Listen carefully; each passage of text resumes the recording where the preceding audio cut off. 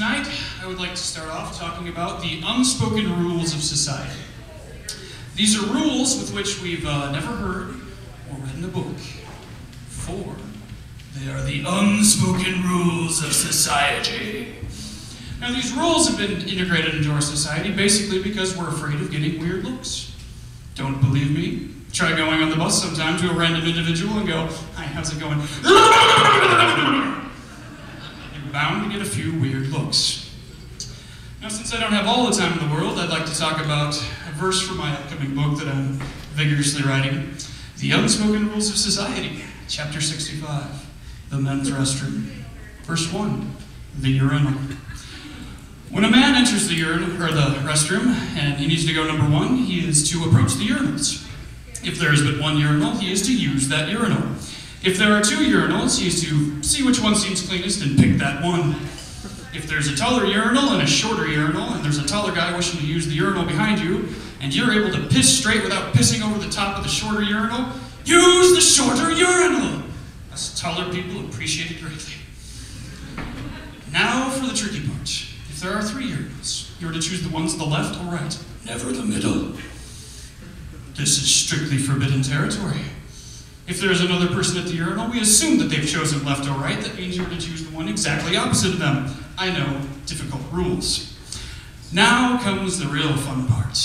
If there are two people at the urinals, we assume they've chosen left and right. That leaves the middle. Oh, forbidden territory. Now, this is the only time it is socially acceptable to choose the middle urinal, however, still strongly frowned down upon. That's right. However, if you follow the rules incredibly closely, we as a society understand that when you gotta go, you gotta go. So you're to approach the middle urinal slowly, looking forward or down, never side to side. If you ever caught looking side to side, you will be considered gay the rest of your life.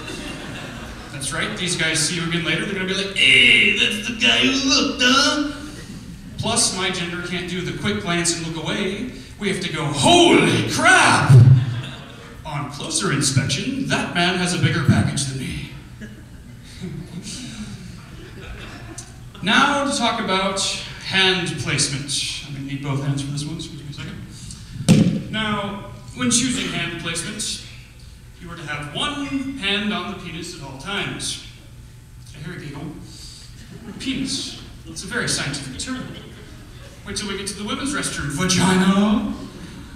Anyone ever taken sex ed? The penis enters the vagina, ejaculating sperm, causing babies and STDs. Abstinence is the only safe sex. Have a condom. There's to be one hand on the penis at all times, preferably the dominant hand.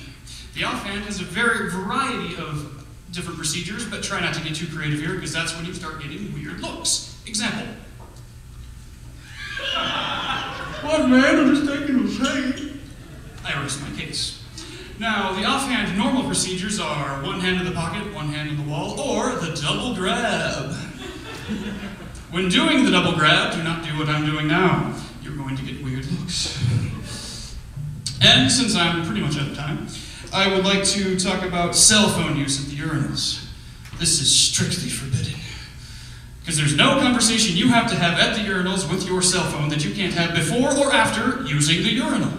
Plus, you're impeding on the side-to-side rule. Yes, honey, sure, I'll get the tampons. Holy crap! That man's got a bigger package than me. All right, thank you very much. Enjoy the rest of the show.